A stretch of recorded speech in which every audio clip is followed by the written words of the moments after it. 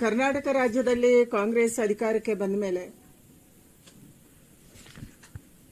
ಹೊಸ ಹೊಸ ಕಾನೂನುಗಳನ್ನ ಜಾರಿಗೆ ತರ್ತಾ ಇದ್ದಾರೆ. ಕರ್ನಾಟಕದಲ್ಲಿ ಮೊನ್ನೆ 30ನೇ ತಾರೀಕು ಎಸ್ಐಆರ್ ಆರಂಭ ಆಯಿತು. ಎಸ್ಐಆರ್ನ ಮಧ್ಯದಲ್ಲೇ ಪಿಆರ್ಸಿಯನ್ನ ತಂದಿದ್ದಾರೆ, ಪರ್ಮನೆಂಟ್ ರೆಸಿಡೆಂಟ್ ಸರ್ಟಿಫಿಕೇಟ್. ಇದಕ್ಕೆ ಗೈಡ್ಲೈನ್ಸ್ ಅನ್ನು ಕೂಡ 2 ದಿನದ ಹಿಂದೆ ಇಶ್ಯೂ ಮಾಡಿದ್ದಾರೆ. Operational framework for facilitation and time bound assurance of permanent residence certificates ಅಂತ ಹೇಳಿ ಮಾಡಿದ್ದಾರೆ. ಅಂದರೆ ಶಾಶ್ವತ ನಿವಾಸ ಪ್ರಮಾಣ ಪತ್ರ, ಸುಗಮ ಮತ್ತು ಕಾಲಬದ್ಧ ವಿತರಣೆಗೆ ಸರ್ಕಾರಿ ಪ್ರಮಾಣ ಪತ್ರಗಳು ಮತ್ತು ನಾಗರಿಕ ಸೇವೆಗಳ ವಿತರಣೆಗೆ ಕಾರ್ಯಾಚರಣಾ ಚೌಕಟ್ಟು. ಈ ಹೊಸ ಪ್ರಮಾಣ ಪತ್ರ ಎಲ್ಲಿಂದ ಬಂತು? ಭಾರತದ ಸಂವಿಧಾನ ಆರ್ಟಿಕಲ್ 14ರ ಅಡಿಯಲ್ಲಿ ಭಾರತದಲ್ಲಿ ಭಾರತೀಯರಿಗೆ ಒಂದು ದೇಶ ಒಂದು ಪೌರತ್ವ ಇದೆ. ಈ ಒಂದು ದೇಶ ಒಂದು ಪೌರತ್ವಕ್ಕೆ ವಿರೋಧಾಭಾಸವಾಗಿ ಇವತ್ತು ಪರ್ಮನೆಂಟ್ ರೆಸಿಡೆನ್ಸ್ ಸರ್ಟಿಫಿಕೇಟ್ಸ್ ಅನ್ನ ಕರ್ನಾಟಕ ರಾಜ್ಯದಲ್ಲಿ ವಿತರಣೆ ಮಾಡೋಕ್ಕೆ ಕಾಂಗ್ರೆಸ್ ಹೊರಟಿದೆ. ನಮ್ಮ ದೇಶದಲ್ಲಿ ಪೌರತ್ವ ನೀಡಕ್ಕೆ ಅಧಿಕಾರ ಇರುವಂತದ್ದು ಕೇವಲ ಕೇಂದ್ರ ಸರ್ಕಾರಕ್ಕೆ ಮಾತ್ರ. ಕೇಂದ್ರ ಸರ್ಕಾರಕ್ಕೆ ಸಿಟಿಸನ್ಶಿಪ್ ಕೊಡೋದಕ್ಕೆ, ಅಂದ್ರೆ ನಾಗರಿಕತೆ ಪ್ರಮಾಣ ಪತ್ರ, ಫಾರಿನರ್ಸ್ ಯಾರು ಇವರು ಹೌದೋ ಅಲ್ವಾ ಅನ್ನುವಂಥದ್ದನ್ನು ಕೊಡೋದಕ್ಕೆ, ವಲಸೆ ಸರ್ಟಿಫಿಕೇಟ್ ಕೊಡೋದಕ್ಕೆ, ಅಂದ್ರೆ ಇಮಿಗ್ರೇಷನ್ ಸರ್ಟಿಫಿಕೇಟ್ ಕೊಡೋದಕ್ಕೆ, ಇದೆಲ್ಲವನ್ನ ಇಂಟರ್ನಲ್ ಸೆಕ್ಯೂರಿಟಿಯ ಆಧಾರದಲ್ಲಿ, ಅಂದ್ರೆ ಆಂತರಿಕ ಭದ್ರತೆಯ ಆಧಾರದಲ್ಲಿ ಕೇಂದ್ರ ಸರ್ಕಾರ ಮಾಡುತ್ತೆ. ನಮ್ಮ ಸಂವಿಧಾನ ಕೂಡ ಇದನ್ನೇ ಹೇಳಿದೆ, ಒಂದು ನಾಗರಿಕರಿಗೆ ಒಂದು ಪೌರತ್ವ ಇರಬೇಕು. ಆದ್ರೆ ಕರ್ನಾಟಕದಲ್ಲಿ ಇವತ್ತು ಪರ್ಮನೆಂಟ್ ರೆಸಿಡೆನ್ಸ್ ಸರ್ಟಿಫಿಕೇಟ್ ಅನ್ನ ಯಾಕೆ ಕೊಡಕ್ಕೆ ಹೊರಟಿದ್ದಾರೆ? ಇದರ ಹಿಂದಿರುವಂತಹ ಷಡ್ಯಂತ್ರ ಏನು, ಉದ್ದೇಶ ಏನು ಸರ್ಕಾರದ್ದು? ಎಸ್ಐಆರ್ ಅನ್ನ ಹಳ್ಳ ಹಿಡಿಸುವಂತ ಕೆಲಸ ನಡೀತಾ ಇದೆ. ನಾವು ಎಸ್ಐಆರ್ ಅಲ್ಲಿ ಲೋಪಗಳನ್ನ ಕೇಂದ್ರ ಚುನಾವಣಾ ಆಯೋಗದ ಗಮನಕ್ಕೆ ಕೂಡ ತಂದ್ವಿ. ಒಂದೇ ಕಡೆ ಮಸೀದಿಗಳಲ್ಲಿ, ಮದ್ರಾಸಗಳಲ್ಲಿ, ಶಾಲೆಗಳಲ್ಲಿ ಕೂತ್ಕೊಂಡು ಎನ್ಯುಮರೇಷನ್ ಫಾರ್ಮ್ ಅನ್ನ ಕೊಡ್ತಾ ಇದ್ದಾರೆ, ತುಂಬ್ತಾ ಇದ್ದಾರೆ ಅನ್ನುವಂತ ಗಮನಕ್ಕೆ ತಂದ್ವಿ. ಮನೆ ಮನೆಗೆ ಹೋಗ್ತಾ ಇಲ್ಲ ಅನ್ನುವಂತ ಗಮನಕ್ಕೆ ತಂದ್ವಿ. ಇದೆಲ್ಲ ಆದ ತಕ್ಷಣ ಕಾಂಗ್ರೆಸ್ ಸರ್ಕಾರಕ್ಕೆ ನೆನಪಾಯಿತು, ಯಾರು ಅಕ್ರಮ ವಲಸಿಗರು ಈ ರಾಜ್ಯದಲ್ಲಿ ಬಂದು ಸೇರ್ಕೊಂಡಿದ್ದಾರೆ ಅವರನ್ನೇ ಹೇಗೆ ಬಚಾವ್ ಮಾಡೋದು, ಅವರನ್ನು ವೋಟರ್ ಲಿಸ್ಟ್ಗೆ ಹೇಗೆ ಸೇರಿಸೋದು, ಅವರಿಗೆ ಸೌಲಭ್ಯಗಳನ್ನು ಹೇಗೆ ಕೊಡೋದು? ಅವರಿಗೆ ಸೌಲಭ್ಯಗಳನ್ನ ಕೊಡೋದಕ್ಕಾಗಿ, ಅವರನ್ನೇ ವೋಟರ್ ಲಿಸ್ಟ್ಗೆ ಸೇರಿಸೋದಕ್ಕಾಗಿ ಈ ಪರ್ಮನೆಂಟ್ ರೆಸಿಡೆನ್ಸ್ ಸರ್ಟಿಫಿಕೇಟ್ ಹೊಸದಾಗಿ ಇವರು ಆಲೋಚನೆ ಮಾಡಿದ್ದಾರೆ. ಕೇವಲ ಆಲೋಚನೆಗೆ ನಿಂತಿದ್ರೆ ಓಕೆ ಇತ್ತು. ಆದ್ರೆ 2 ದಿನದ ಹಿಂದೆ ಇದಕ್ಕೆ ಅಧಿಸೂಚನೆಯನ್ನು ಕೂಡ ಹೊರಡಿಸಿದ್ದಾರೆ. ಈ ಅಧಿಸೂಚನೆ ನಮ್ಮ ಸಂವಿಧಾನ ವಿರೋಧಿ ಇದೆ, ಕಾನೂನಿ ವಿರೋಧಿ ಇದೆ, ಭಾರತದ ಆಂತರಿಕ ಭದ್ರತೆಗೆ ಒಂದು ದೊಡ್ಡ ಸವಾಲಾಗಿದೆ.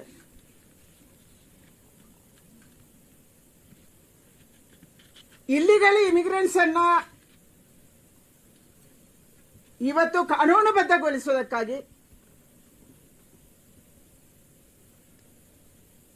ಪಿಆರ್ಸಿಯನ್ನ ರಾಜ್ಯ ಸರ್ಕಾರ ಮಾಡಿದೆ. ಆಶ್ಚರ್ಯ ಅಂದ್ರೆ ಈ ಪಿಆರ್ಸಿ ಯಾರು ಮಾಡಬಹುದು? ಯಾರು ಪರ್ಮನೆಂಟ್ ರೆಸಿಡೆನ್ಸ್ ಸರ್ಟಿಫಿಕೇಟ್ ಯಾರು ಕೊಡಬಹುದು? ಅದು ಒಬ್ಬ ಡಿಸಿ ಅಲ್ಲ. ಅವರು ಮಾಡಿರುವಂತ ಕಾನೂನಿನಲ್ಲಿ ಒಬ್ಬ RI ರೆವೆನ್ಯೂ ಇನ್ಸ್ಪೆಕ್ಟರ್ ಕೂಡ ಅದಕ್ಕೆ ಸರ್ಟಿಫೈ ಮಾಡಬಹುದು. ಎಲ್ಲಿ ಕೊಡಬಹುದು?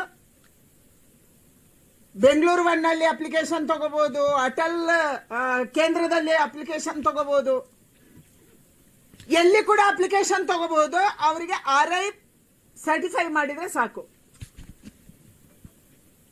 ಇವತ್ತು SIR ನಡೆದ ಮೇಲೆ ನಮಗೆ ಗೊತ್ತಾಗಿರುವಂತದ್ದು ಇದೇ ರೀತಿಯ ಸರ್ಟಿಫಿಕೇಟ್ ಅನ್ನು ಕೊಡೋದಕ್ಕೆ 50 ರೂಪಾಯಿ ಕೊಟ್ಟು ಕೂಡ BLOಗಳು ಸರ್ಟಿಫೈ ಮಾಡ್ತಾ ಇದ್ದಾರೆ ಅಂತ ಹೇಳಿ ನಮ್ಮ ಹತ್ರ ವಿಡಿಯೋ ಇದೆ. ನಿನ್ನೆ ಮೈಸೂರಿನಲ್ಲಿ ಎನ್ಯುಮರೇಷನ್ ಫಾರ್ಮ್ ಕೊಡೋದಕ್ಕೆ ತುಂಬೋದಕ್ಕೆ 50 ರೂಪಾಯಿಯನ್ನ ಕಲೆಕ್ಟ್ ಮಾಡ್ತಿದ್ದಾರೆ. ವಿಡಿಯೋದಲ್ಲಿ ಹೇಳ್ತಾ ಇದ್ದಾರೆ 50 ರೂಪಾಯಿ ಕೊಡಬೇಕು ಅಂತ ಹೇಳಿ. ಅಂದ್ರೆ ಕರ್ನಾಟಕದಲ್ಲಿ ಈ PRC ದುರುಪಯೋಗ ಆಗೋಲ್ಲ ಅನ್ನೋದಕ್ಕೆ ಖಾತ್ರಿ ಯಾರು ಖಾತ್ರಿ ಮಾಡ್ತಾರೆ? ಮತ್ತೆ ಭಾರತದ ನಾಗರಿಕತೆಯನ್ನು ಕೊಡೋದಕ್ಕೆ ನೀವು ಯಾರು? ಇದನ್ನು ಕೇಂದ್ರ ಸರ್ಕಾರ ಕೊಡಬೇಕು. ಎಕ್ಸ್ಟರ್ನಲ್ ಅಫೇರ್ಸ್ ಡಿಪಾರ್ಟ್ಮೆಂಟ್ ಅಲ್ಲಿ ಇದರ ಬಗ್ಗೆ ಅವಲೋಕನ ಆಗಬೇಕು. ಭಾರತದ ನಾಗರಿಕ ಹೌದಾ ಅಲ್ವಾ ಅನ್ನೋಂಥದ್ದು ತೀರ್ಮಾನ ಆಗಬೇಕು. ನೀವು ಭಾರತದ ಸಂವಿಧಾನವನ್ನು ಹಿಡ್ಕೊಂಡು ಹೋಗ್ತೀರಿ ಎಲ್ಲ ಕಡೆ. ರಾಹುಲ್ ಗಾಂಧಿ ಅವರ ಕೈಯಲ್ಲಿ ಭಾರತದ ಸಂವಿಧಾನ, DK ಶಿವಕುಮಾರ್ ಕೈಯಲ್ಲಿ ಕೂಡ ಭಾರತದ ಸಂವಿಧಾನ, ಪ್ರಮಾಣ ವಚನ ಸ್ವೀಕಾರ ಮಾಡುವಾಗಲೂ ಭಾರತದ ಸಂವಿಧಾನ. ಒಳಗೆ ಖಾಲಿ ಇದ್ರೂ ಅಡ್ಲಿಲ್ಲ, ಯಾಕಂದ್ರೆ ನಿಮ್ ತಲೆನೂ ಖಾಲಿ ಇದೆ. ತಲೆ ಇದ್ದಿದ್ರೆ ಭಾರತದ ಸಂವಿಧಾನ ಆರ್ಟಿಕಲ್ 14 ಪ್ರಕಾರ ಯಾರಿಗೂ ಕೂಡ ಭಾರತದ ನಾಗರಿಕತೆಯನ್ನು ಕೊಡಕ್ಕೆ ಆಗಲ್ಲ. ಒಂದು ದೇಶದಲ್ಲಿ ಒಂದು ನಾಗರಿಕತೆ, ಒಂದು ದೇಶದಲ್ಲಿ ಒಂದು ಸಿಟಿಜನ್ಶಿಪ್. ಅಂದ್ರೆ ನೀವು ಪೌರತ್ವದ ಇಡೀ ವ್ಯವಸ್ಥೆಯನ್ನು ಹಾಳು ಮಾಡಕ್ಕೆ ರಾಜ್ಯ ಸರ್ಕಾರ ಹೊರಟಿದೆ. ನಿಮ್ಮ ಉದ್ದೇಶ ಒಂದೇ, ನಿಮ್ಗೆ ವೋಟ್ ಬ್ಯಾಂಕ್. SIR ನಡೀತಾ ಇರುವಾಗಲೇ ಇದನ್ನು ಮಾಡಿರುವಂತ ಉದ್ದೇಶನೇ ಯಾವ ಇಲ್ಲಿಗಲ್ ವೋಟರ್ಸ್ ಅನ್ನ ನೀವು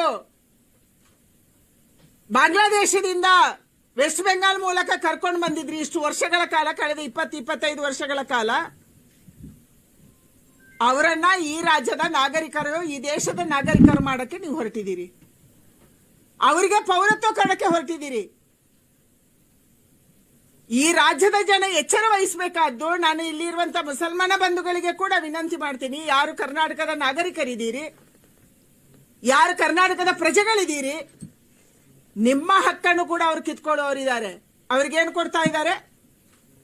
ಕೇವಲ ಸಿಟಿಜನ್ಶಿಪ್ ಪೌರತ್ವ ಅಲ್ಲ, PRC ಅಲ್ಲ, ಎಲ್ಲಾ ಸ್ಕೀಮ್ಗಳಲ್ಲಿ ಅವರು ಭಾಗಿದಾರರು. ಅವರು ಮುಂದಿನ ಎಲ್ಲಾ ಸ್ಕೀಮ್ ಅಲ್ಲಿ ಕೂಡ ಅವರಿಗೆ ವಿದ್ಯಾರ್ಥಿ ವೇತನ ಸಿಗುತ್ತೆ, ನಿಮ್ಮಲ್ಲೇ ಶೇರ್ ತಗೊಳ್ತಾರೆ. ಅವರಿಗೆ ಬೇರೆ ಬೇರೆ ಸ್ಕೀಮ್ ಅಲ್ಲಿ, ಅದು ಭಾಗ್ಯಲಕ್ಷ್ಮಿ ಇರ್ಬೋದು, ಅದು ಗೃಹಲಕ್ಷ್ಮಿ ಇರ್ಬೋದು, ಅದು ಯಾವುದೇ ಇರ್ಬೋದು, ಹಾಸ್ಟೆಲ್ಗಳಿರ್ಬೋದು, ಇದನ್ನು ಕೂಡ ಅವರ ಜೊತೆ ಶೇರ್ ಮಾಡೋದಕ್ಕೆ ಈ ಸರ್ಕಾರ ಇವತ್ತು ಮುಂದೆ ಬಂದಿದೆ. ಅಂದ್ರೆ ಕರ್ನಾಟಕ ರಾಜ್ಯದ ಸರ್ಕಾರದ ಕಾಂಗ್ರೆಸ್ಸಿನ ಉದ್ದೇಶ ಇಲ್ಲಿಗಲ್ಗಳನ್ನ ಲೀಗಲೈಸ್ ಮಾಡೋದು. ಇದು ನಿಮ್ಮ ಉದ್ದೇಶ ಇದೆ. ವೋಟ್ ಬ್ಯಾಂಕ್ ರಾಜಕಾರಣಕ್ಕಾಗಿ ಈ ದೇಶದ ಭದ್ರತೆಗೆ, ದೇಶದ ಏಕತೆಗೆ, ದೇಶದ ಸಮಗ್ರತೆಗೆ ಧಕ್ಕೆಯನ್ನು ತರುವಂತ ಕೆಲಸವನ್ನ DK ಶಿವಕುಮಾರ್ ಅವರ ನೇತೃತ್ವದಲ್ಲಿ ಕರ್ನಾಟಕದಲ್ಲಿ ಮಾಡಲಾಗ್ತಾ ಇದೆ. ಸಿದ್ದರಾಮಯ್ಯನವರು ಕೂಡ ಈ ಧೈರ್ಯ ಮಾಡಿರಲಿಲ್ಲ. ಆದ್ರೆ DK ಶಿವಕುಮಾರ್ ತನ್ನ ಅಹಂಕಾರದಿಂದ ನಾನು ಏನ್ ಮಾಡಿದ್ರು ನಡೆಯುತ್ತೆ, ಹೈಕಮಾಂಡ್ ನನ್ನ ಜೊತೆಗಿದೆ, ಇಲ್ಲಿ ನಮ್ಮ ಜೊತೆಗಿದ್ದಾರೆ ಅನ್ನುವಂತ ದುರಹಂಕಾರದಿಂದ ಇವತ್ತು ಭಾರತದ ಇಡೀ ಡೆಮೋಗ್ರಫಿಯನ್ನ ಚೇಂಜ್ ಮಾಡುವಂತ, ಬದಲಾಯಿಸುವಂತ, ಅದಕ್ಕೆ ಧಕ್ಕೆ ತರುವಂತ, ಅದಕ್ಕೆ ಆತಂಕ ತರುವಂತ ದೇಶದ್ರೋಹದ ಕೆಲಸವನ್ನ ನೀವು ಮಾಡ್ತಾ ಇದ್ದೀರಿ. ನೆನಪಿರ್ಲಿ ನಿಮ್ಗೆ, ದೇಶದ್ರೋಹದ ಕೆಲಸ. ಪೌರತ್ವವನ್ನ ಕೊಡೋದಕ್ಕೆ ಅಥವಾ PRC ಅನ್ನು ಕೊಡೋದಕ್ಕೆ ನೀವು ಯಾರು ಅಂತ. ಇದು ನಮ್ಮ ರಾಜ್ಯದ ಭದ್ರತೆಗೆ ಆತಂಕ ತರ್ತಾ ಇದೆ. ಯಾಕಂದ್ರೆ ನಾವೇ ಹಲವಾರು ಸಂದರ್ಭದಲ್ಲಿ ಬೇರೆ ಬೇರೆ ಜಾಗದಲ್ಲಿ ಬಾಂಗ್ಲಾದೇಶಿಗಳು, ಅಕ್ರಮ ವಲಸಿಗರು ನಮ್ಮ ರಾಜ್ಯಕ್ಕೆ ನುಸುಳಿರುವುದನ್ನ, ಬಿಹಾರ ಮತ್ತು ವೆಸ್ಟ್ ಬೆಂಗಾಲದ ಚುನಾವಣೆ ಆದ ಮೇಲೆ ಅಲ್ಲಿಯ ರೆಸಿಡೆನ್ಸ್ ಯಾರು ಬಾಂಗ್ಲಾದೇಶಿಗಳಿದ್ರು ಹಿಂಡು ಹಿಂಡಾಗಿ ರೈಲುಗಳಲ್ಲಿ ಬೇರೆ ಬೇರೆ ಸಾಧನಗಳಲ್ಲಿ ಕರ್ನಾಟಕ ರೀಚ್ ಆಗಿರುವುದನ್ನ ನಾವು ಪತ್ತೆ ಮಾಡಿದೀವಿ. ಹಲವಾರು ಮಾಧ್ಯಮದಲ್ಲಿ ಇದು ಬಂದಿದೆ, ಅಧಿಕಾರಿಗಳು ಪತ್ತೆ ಮಾಡಿದ್ದಾರೆ.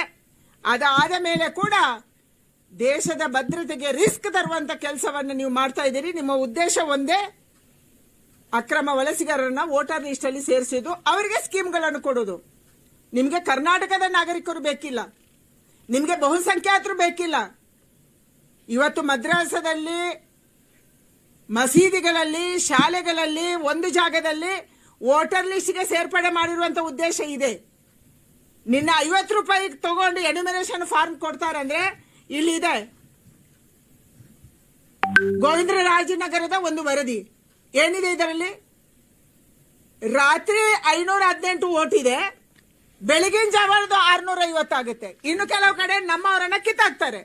ಅಂದ್ರೆ ಸಂಜೆ 700 ವೋಟ್ ಇರುತ್ತೆ, ಬೆಳಿಗ್ಗೆ ಆಗುವಾಗ ಅದು 500 ಆಗಿರುತ್ತೆ. ಯಾರು ನಿಮ್ದು ಆಯ್ತು, ನಿಮ್ಮ ಮಸೀದಿಗಳಲ್ಲಿ ಮದ್ರಾಸಗಳಲ್ಲಿ ಕೆಲಸ ಮುಗಿಯಿತು. ಯಾರು ಇಲ್ಲೇ ವೋಟರ್ಸ್ ಇದ್ದಾರೆ, ಅವರ ಅಡ್ರೆಸ್ ಚೇಂಜ್ ಆಗಿದ್ರು, ಈ ಮನೆಯಿಂದ ಅವರು ಆ ಮನೆಗೆ ಶಿಫ್ಟ್ ಆಗಿದ್ದಾರೆ ಅಂದ್ರೆ ಅವರು ಇಲ್ಲಿ ಇಲ್ಲ, ಅವರು ಇಲ್ಲಿ ವಾಸ ಇಲ್ಲ ಅನ್ನುವಂತ ವರದಿಯನ್ನು ಇವತ್ತು ನಿಮ್ಮ ಅಧಿಕಾರಿಗಳು BLOಗಳು ಕೊಡ್ತಿದ್ದಾರೆ. ಅಂದ್ರೆ ಯಾರು ಎಜುಕೇಟೆಡ್ ವೋಟರ್ಸ್ ಇದ್ದಾರೆ ಅವರನ್ನ ಕಿತ್ತಾಕು, ಎಲ್ಲಿ ಅಲ್ಪಸಂಖ್ಯಾತರ ವೋಟರ್ಸ್ ಇದ್ದಾರೆ ಅವರಿಗೆ ಮೈಗ್ರೇಷನ್ ಅವರನ್ನು ಕೂಡ ಕರ್ಕೊಂಡು ಬಂದು ಸೇರಿಸು. ಇದು ರಾಜ್ಯ ಸರ್ಕಾರ ಮಾಡ್ತಾ ಇರುವಂತ ರೀತಿ. ವೋಟು ಚೋರಿ ಅಂದ್ರೆ ಇದು. ಮತ ಕಳ್ಳತನವನ್ನ ಮಾಡೋದಕ್ಕೆ ನೀವು ಇವತ್ತಿಂದ ದಾರಿ ಹುಡುಕ್ತಾ ಇದ್ದೀರಿ. ಕಾಂಗ್ರೆಸ್ ಅಂದ್ರೆ ಮತ ಕಳ್ಳತನ, ಕಾಂಗ್ರೆಸ್ ಅಂದ್ರೆ ಫೋರ್ಜರಿ, ಕಾಂಗ್ರೆಸ್ ಅಂದ್ರೆ ಅಕ್ರಮ ವಲಸಿಗರಿಗೆ ಭಾರತದೊಳಗೆ ಸೇರಿಸುವಂತ ಒಂದು ದೊಡ್ಡ ಪಾರ್ಟಿ ಇದು ಆಗಿದೆ. ಅಧಿಕೃತವಾಗಿ ಇಲ್ಲಿ ಸರ್ಕಾರ ಮಾಡ್ತಾ ಇದೆ, ಅಧಿಕೃತವಾಗಿ ಇಲ್ಲಿ ಮಾಡ್ತಾ ಇದೆ. ಇದಕ್ಕೆ ನಾವು ವಿರೋಧ ಮಾಡ್ತಾ ಇದ್ದೀವಿ. ಹಾಗೇನೆ ನಾನು ನಿನ್ನೆಲ್ಲ ಮೊನ್ನೆ ದೇಶದ ಗೃಹ ಮಂತ್ರಿಗಳಿಗೆ ಕೂಡ ಪತ್ರವನ್ನು ಬರೆದಿದ್ದೀನಿ. ಯಾವುದೇ ಕಾರಣಕ್ಕಾಗಿ ಇದನ್ನು ಒಪ್ಪಬಾರದು. ಯಾಕೆಂದ್ರೆ ದೇಶದ ಕರ್ನಾಟಕದ ಭದ್ರತೆಗೆ ಆಗಾಗಲೇ ನಾವು ಅನುಭವಿಸಿದೀವಿ, ಹಲವಾರು ಹುಡುಗರನ್ನು ಕಳ್ಕೊಂಡಿದ್ವಿ. ಪಾಪ್ಯುಲರ್ ಫ್ರಂಟ್ ಆಫ್ ಇಂಡಿಯಾದ ಕಾರ್ಯಾಚರಣೆ ಕಾರಣಕ್ಕಾಗಿ ಅಕ್ರಮ ವಲಸಿಗರು ಚಿಕ್ಕಮಗಳೂರು, ಉಡುಪಿ ಅಂತ ಕೊಡಗಂತ ಜಾಗದಲ್ಲಿ ಬಂದು ಸೇರ್ಕೊಂಡು ನಮ್ಮ ಮಹಿಳೆಯರ ಮೇಲೆ ಅತ್ಯಾಚಾರ, ಚಿಕ್ಕ ಮಕ್ಕಳನ್ನ ಅಪಹರಿಸುವಂತದ್ದು ಹಲವಾರು ಉದಾಹರಣೆಗಳು, ಹಲವಾರು ಕೇಸ್ಗಳನ್ನು ನಾವು ಕಂಡಿದ್ದೀವಿ. ಇದಾದ ಮೇಲೆ ಕೂಡ ಎಚ್ಚೆತ್ತುಕೊಳ್ಳದಂತ ಸರ್ಕಾರ ಕೇವಲ ಮತಬೇಟೆಯಲ್ಲಿ ತೊಡಗಿಸಿಕೊಂಡಿದೆ. ಅಧಿಕಾರ ಮಾಡ್ತಾ ಇಲ್ಲ, ಇವರು ಕಾನೂನು ಮಾಡ್ತಾ ಇಲ್ಲ, ಕಾನೂನನ್ನ ಉಲ್ಲಂಘನೆ ಮಾಡುವಂತದನ್ನು ಮಾಡ್ತಿದ್ದಾರೆ, ಕಾನ್ಸ್ಟಿಟ್ಯೂಷನ್ ಅನ್ನ ಉಲ್ಲಂಘನೆ ಮಾಡುವಂತದನ್ನ ಇವರು ಮಾಡ್ತಾ ಇದ್ದಾರೆ. ಅದಕ್ಕಾಗಿ ನಾನು ಆಗ್ರಹ ಮಾಡ್ತೇನೆ, ತಕ್ಷಣ ಈ PRC ಅನ್ನ ನಿಲ್ಲಿಸಬೇಕು. ನಾವೆಲ್ಲರೂ ಕರ್ನಾಟಕದ ನಾಗರಿಕರೇ, ನಾವೆಲ್ಲರೂ ದೇಶದ ನಾಗರಿಕರು. ನಮ್ಗೆ ಯಾವ್ದು ಕೂಡ ಪರ್ಮನೆಂಟ್ ರೆಸಿಡೆನ್ಷಿಯಲ್ ಸರ್ಟಿಫಿಕೇಟ್ ಬೇಕಾಗಿಲ್ಲ.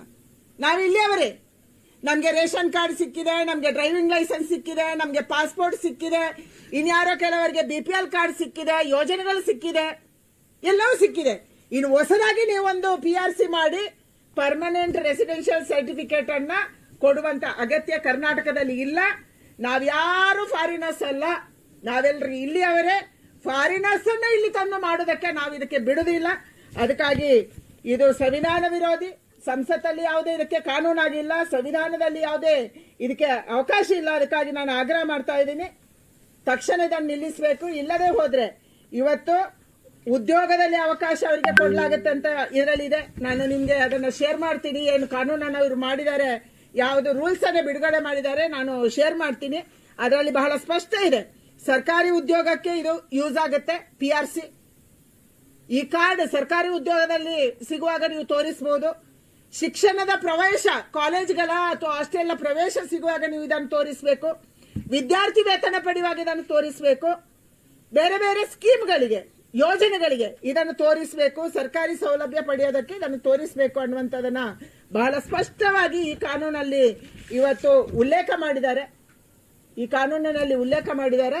ಇದಕ್ಕೆ ನಮ್ದು ವಿರೋಧ ಇದೆ. ನೀವು ಹೊಸ ಯಾವುದೇ ಸರ್ಟಿಫಿಕೇಟ್ ಕೊಡುವಂತ ಅಗತ್ಯ ಇಲ್ಲ. ಭಾರತದ ನಾಗರಿಕರು ನಾವು ಇವತ್ತು ನಿನ್ನೆ ಎಲ್ಲಿಂದೋ ಪಾಕಿಸ್ತಾನನೋ ಬಾಂಗ್ಲಾದೇಶದಿಂದ ಬಂದವರಲ್ಲ. ನಾವು ಭಾರತದಲ್ಲಿ ಹುಟ್ಟಿದವರು, ಭಾರತದಲ್ಲಿ ಬೆಳೆದವರು, ನಾವು ಕನ್ನಡಿಗರು, ನಾವು ಇಲ್ಲೇ ಇರುವವರು.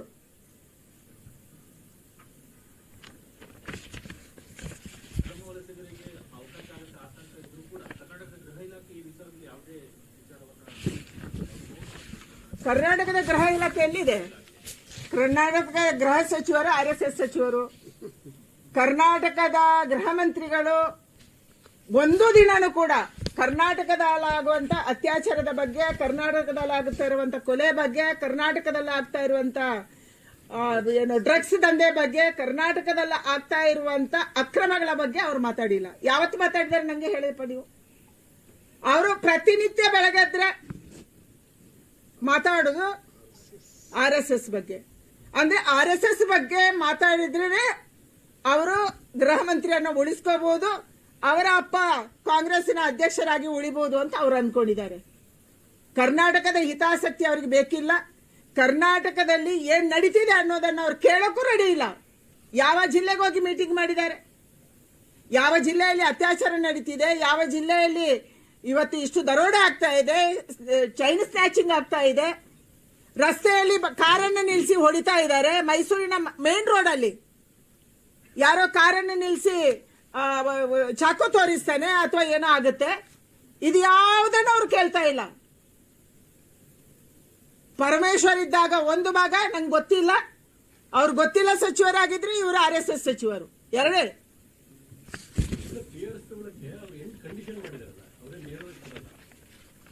ಯಾವ ಕಂಡೀಷನ್ ಆದ್ರೂ ಆ ಕಂಡೀಷನ್ ಅನ್ನು ಮುರಿಯಕ್ಕೆ ನಮ್ಮ RIಗಳಿದ್ದಾರೆ. ರಾಜ್ಯ ಸರ್ಕಾರ ಸೂಚನೆ ಕೊಡುತ್ತೆ. ಇವತ್ತು ಹೇಗೆ SIR ಗೆ ಸೂಚನೆ ಕೊಟ್ಟಿದೆ, ನೀವು ಮಸೀದಿಯಲ್ಲಿ ಮಾಡಬಾರದು ಅಂತ ಭಾಷಣ ಮಾಡೋದು, ಅದೇ ಮಾಡಿಸೋದು ಅಲ್ಲೇ. ಹಾಗೇನೆ ನಮ್ಮ RIಗಳು ಇವತ್ತು 50 ರೂಪಾಯಿ ತಗೊಂಡು ಎನಿಮರೇಷನ್ ಫಾರ್ಮ್ ಕೊಟ್ಟವರು ನಾಳೆ 500 ರೂಪಾಯಿ ತಗೊಂಡು PRC ಕೊಡಲ್ಲ ಅಂತ ಏನ್ ಗ್ಯಾರಂಟಿ? ಯಾರು ಗ್ಯಾರಂಟಿ ಕೊಡ್ತಾರೆ ಇದಕ್ಕೆ? ಹೋಗ್ಲಿ, ಒಬ್ಬ DC ಗೆ ಇದ್ದಾರೆ, IAS ಅಧಿಕಾರಿ, ಅವನು DC ಅಂದ್ರೆ ಡಿಸ್ಟ್ರಿಕ್ಟ್ ಕಲೆಕ್ಟರ್ ಇದ್ದಾರೆ, ಒಬ್ಬ ನ್ಯಾಯಾಧೀಶ, ಅವನಿಗೆ ಆದ್ರೂ ಇದನ್ನು ಸರ್ಟಿಫೈ ಮಾಡಕ್ ಕೊಟ್ರ? ಅದು ಇಲ್ಲ. RI ಕೊಡ್ಬೋದಂತೆ. ಎಲ್ಲಿ ಕೊಡ್ಬೋದು? ಅಟಲ್ ಕೇಂದ್ರದಲ್ಲೂ ಕೊಡ್ಬೋದು, ಬೆಂಗಳೂರು 1 ಅಲ್ಲೂ ಕೊಡ್ಬೋದು, ಎಲ್ಲಿ ಬೇಕಾದ್ರೂ ಕೊಡ್ಬೋದು. ಏನ್ ನಡೆಸಿದಿರಿ ನೀವು? ಈ ದೇಶದ ಭದ್ರತೆ ಕತೆ ಏನಾಗಬೇಕು? ಇಷ್ಟೊಂದು ಜನ ನುಸುಳುಕೋರರು ಇಲ್ಲಿ ಬರ್ತಾ ಇದ್ದಾರೆ